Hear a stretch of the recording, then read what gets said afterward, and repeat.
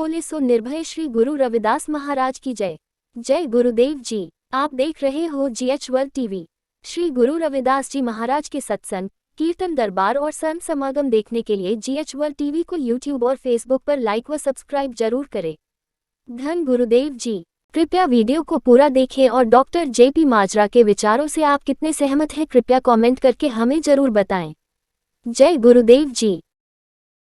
महाराज की जय।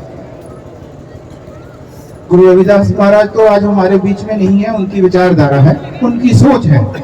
अगर उनकी सोच इस दुनिया पे राज करेगी, इस देश का शासन और देश का जो है समाज गुरु रविदास के विचारों के अनुसार चलेगा तो उनका डर खत्म हो जाएगा। अब ये सोचने की बात है कि गुरु रविदास के समाज का और देश के समाज का डर खत्म हो गया, नहीं, खत्म नहीं हुआ। जब मैं नीचे से ऊपर तक देखता हूं तो सब मुझे डरे हुए महसूस होते हैं।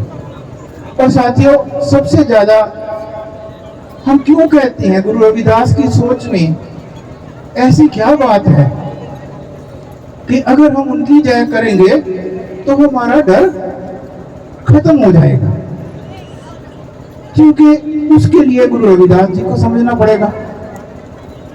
गुरु रविदास जी के मन के अंदर का डर खत्म हो गया होगा तो तभी उनके रास्ते पर चल के हमारे मन का डर खत्म होगा। तो रविदास जी ने क्या किया? आपको पता, जब रविदास जी समाज में आए, समाज में पैदा हुए, जात पात ऊंच नीच का बोल बहुत वाला था। पढ़ने लिखने की, नाम भजन की आजादी नहीं थी।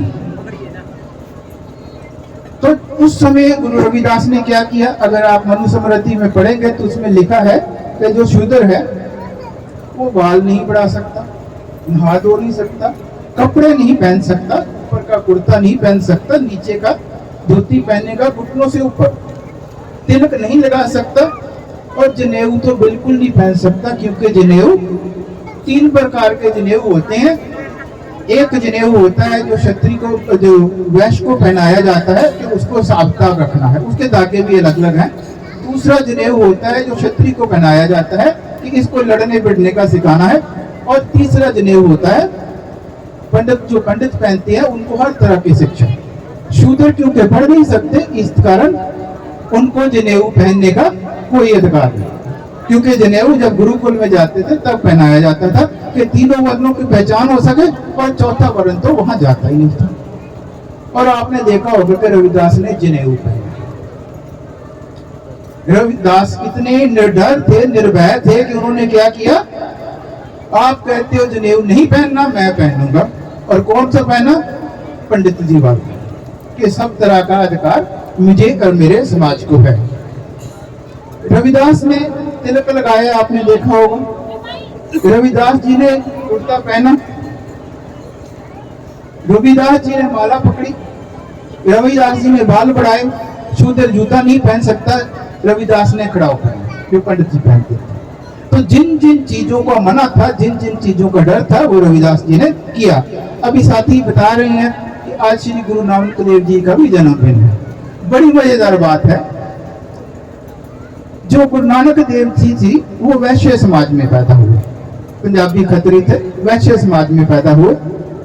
और उनके हिसाब से उनको वैश्य समाज वाला तीसरे नंबर का जनेऊ पहनने का अधिकार था, ना ब्राह्मण वाला, ना क्षत्रिय वाला, वैश्य वाला। और गुरु नानक देव जी क्योंकि वो गुरु रविदास को मिल चुके थे, तो आपने सुना होगा कि गुरु नानक ने भूखे साधु संतों को भोजन सिखाया। ये नहीं बताया जाता वो कौन थे। ये हमारे ही गुरु पीर थे जो लोगों में निर्डरता का, निर्भय का संदेश पहुंचा रहे थे। तो इसलिए अब मजेदार बात है, आज के दिन बात कर रहे हैं कि रविदास को जनेऊ पहनने की इजाजत नहीं है, वो जनेऊ पहनते हैं। गुरु नानक को जनेऊ पहनने की इजाजत है, पर तीसरे नंबर का, और वो जनेऊ पहनने से मना कर देते। वो कहते हैं पंडित जी अपने, या तो अपने वाला दे, नहीं तो ये भी अपने पास है। और ये दो महान पुरुष हैं, एक ही बात को दो अलग अलग तरीकों से करते हैं। अगर तेरे पास जनेऊ नहीं तो मेरे पास भी जनेऊ नहीं। अगर गुरु रविदास के पास जनेऊ नहीं तो नानक भी जनेऊ नहीं पहने। तो साथियों, ये अगर आप गुरु रविदास की बात पे चलोगे तो भय खत्म होगा, निर्भय हो गए। दूसरी बात, रविदास कहते हैं कि मस्जिद से कोई गिन नहीं, मंदिर से नहीं प्यार, दोनों में अल्लाह राम नहीं, कह रविदास चमार। छोटी मोटी बात नहीं, उस समय के धर्म के ठेकेदारों को चैलेंज करते हैं। जिस व्यक्ति को धर्म की नाम लेने की इजाजत नहीं, वो अपने नाम के साथ चमार कह के किसी को गलती ना लगे, इतिहास में कहते हैं कि रविदास चमार कह रहा है कि आपके मंदिर मस्जिद में भगवान नहीं रहता। अभी मुझे एक बात याद आती है कि कोई संत की बात कहती है, वो चल गया जंगलों की तरफ, क्या करने, भगवान को ढूंढने। वो कहता है मैं रास्ते में जा रहा था जंगल की तरफ, रास्ते में मुझे भगवान मिल गया और मेरे से लड़ने लग गया। रास्ते में भगवान मिल गया तो मुझसे लड़ने लग गया। कहता जी किस लिए आया है जंगलों में? कहता जी भगवान को ढूंढने। अरे कहता कि अगर जंगलों में मैं रहता हूं तो शहरों में तेरा बाप रहता है, अगर जो भगवान है उसको ढूंढना है तो आपको ये बातें संत करते हैं, इसलिए निर्भय होते हैं। और बात बताऊंगा, जनेऊ की बात, ना तो सूर्योदय को पढ़ने का अधिकार था, ना भक्ति का अधिकार था, और ना ही औरत। मैं जहां भी जाता हूं ये बात रखता हूं, क्षमा के साथ इस मंच से भी ये बात रखूंगा कि अगर औरत को शिक्षा और भक्ति का पहला अधिकार दिया तो गुरु रविदास ने दिया। इतिहास खोल के देख लो, बुद्ध के बाद अगर कोई व्यक्ति आता है जो औरत को शिक्षा और अधिकार देता है, मीराबाई को। मीरा लिखती है गुरु मिलिया रविदास ने। और रविदास की बात हो, रविदास के नाम पर मंच सजे और एक भी महिला ना हो। मेरा ख्याल है ये हम सच्चे रविदासिया नहीं है। जो सच्चा अम्बेडकरी होगा, सच्चा रविदासिया होगा, वो वहां पहले जो है गुरु रविदास ने ऐसा नहीं कहा कि महिला को जो चेला बन जा, उसने अपने बराबर की संतनी बना। और मेरी संत समाज को ये विनती है, सारे साथियों को विनती है कि इस देश में कोई भी स्टेज ऐसी नहीं लगनी चाहिए, ऐसी नहीं लगनी चाहिए बाबा साहब या रविदास या कबीर या बुद्ध के नाम पर या वाल्मीकि के नाम पर, जिस स्टेज पे महिला ना हो। महिला का काम सिर्फ तालियां बजाना है। तो मैं इनसे विनती करूंगा कि अगर इजाजत हो तो किसी एक महिला को लाकर हम अपनी भूल सुधारें। अब तो कहूंगा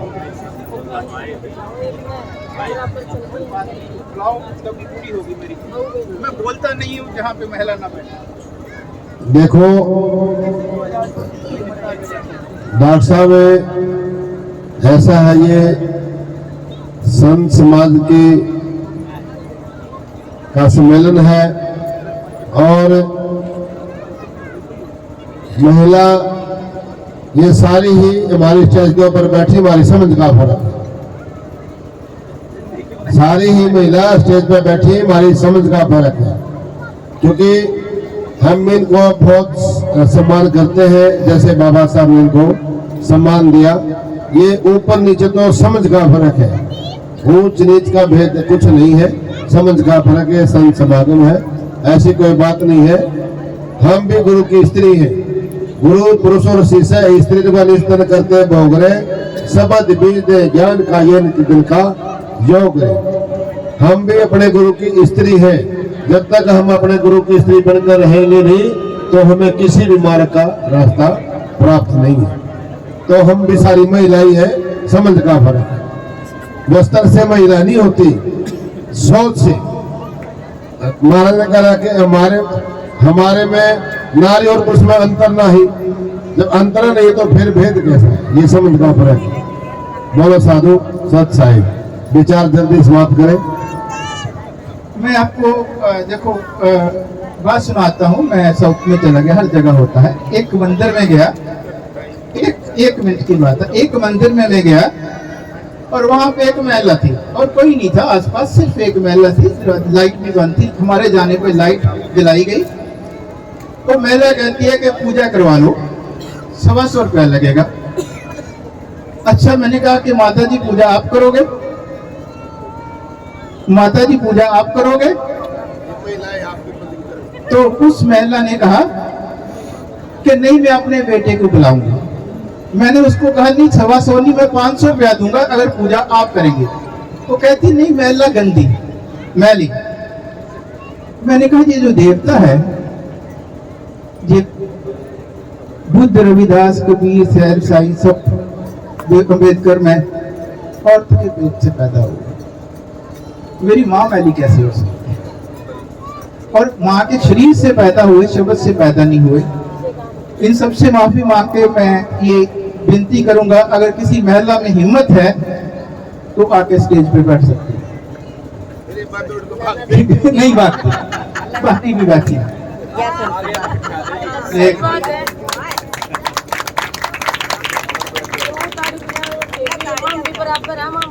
जी हाँ, बैठिए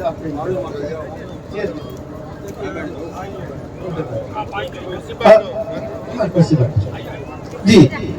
बस मैं एक बात कहकर अपनी बात खत्म करूंगा, एक बात कहकर अपनी बात खत्म करूंगा। बहुत बहुत धन्यवादी हूँ कि मेरी माँ को इस मंच में, इस जगह पे जगह मिली। बात मैं ये कहना चाहता हूँ कि एक बात गुरु रविदास जी की कहानी सुनाती है कि गुरु रविदास ने गंगा उल्टी चला दी, उल्टी बहा दी। सब लोग अपने तरीके से समझते हैं, जब मैं पढ़ा तो मैंने अपने तरीके से समझने की कोशिश की। आपको पता है कि कहते हैं कि शूद्र की शो लग जाए तो गंगा जल छिड़क कर उसको पवित्र किया जाता था, उससे बचा जाता था। और इसलिए शूद्र को गंगा में जाने का इजाजत नहीं था। शूद्र गंगा में नहीं जा सकता। अब सवाल है, रविदास बड़े समझदार थे, बहुत ज्यादा इंटेलिजेंट थे, कि अगर होगा क्या, अगर शूद्र गंगा में चला जाए तो क्या होगा? गंगा मैली हो जाएगी। अगर गंगा मैली हो जाएगी तो फिर पंडितों का ये डोंग खत्म हो जाएगा, उनके पास तो सब शूद्र पवित्र हो जाएगा। तो फिर क्या करेंगे? जब सारे रात को सोए होंगे, सारे इस देश के शूद्रों को गंगा में डुबकी लगाएंगे तो सारी शुभाशात खत्म। अब पंडित के पास गंगा सब सवालों का हल था। और एक दिन उन्होंने देखा कि रविदास गंगा में, सुबह उठ कर देखा तो रविदास जी गंगा में स्नान कर रहे हैं। अब पंडित जी फंस गए कि अब क्या करें, अब क्या करें? अब या तो रविदास साफ हो गया या गंगा मैली हो गई। अब जो गंगा पंडितों के सवालों का जवाब था, वो गंगा पंडितों के लिए समस्या बन गई। इसको कहते हैं गंगा को उल्टा चलाना। उसके बाद पंडित जी का दिमाग है, उसका भी दिमाग है, कुछ ना कुछ करते हैं। अगर आप इतिहास खोल के देखोगे तो उन्होंने एक नई चीज चलाई कि अगर गंगा ना मिले, पानी ना मिले तो गौ का मूत्र, गाय का मूत्र छिड़क के साफ कर। जो लोग गाय के मूत्र से साफ हो जाते हैं, इसलिए बड़ा अपमान किया। तो इसलिए साथियों, मैं ज्यादा बातें नहीं करूंगा, बाकियों ने भी बोलना है। मैं सिर्फ इतनी बात करूंगा कि मैं थोड़े से विचार आपके साथ साझा किए। आज अभी रविदास के जो असली वाले विचार है, रविदास सिर्फ एक गुरु नहीं थे, रविदास एक बहुत बड़े क्रांतिकारी थे। उस समय की समस्या जो है, व्यवस्था को परिवर्तन करने वाले थे। ऐसे रविदास जिसकी शो से लोग दूर दूर जाते थे, उसी रविदास के चरणों में दंडवत प्रणाम, पंडित और प्रधान उसके सामने लेट कर प्रणाम करते थे। ऐसे रविदास थे।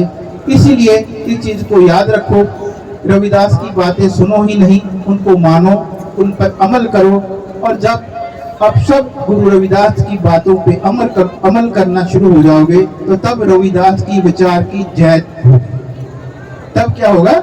श्री गुरु रविदास की जय होगी। और जब श्री गुरु रविदास की जय होगी और तब आपके अंदर का डर, भय खत्म हो जाएगा, आप निर्भय हो जाओगे। सिर्फ नारे लगाने से कुछ नहीं होता, ये अमल में लाने की बात है। इतना कहते रजा चाहूंगा। जय भीम, जय भारत, जय गुरु रविदास, धन गुरु रविदास।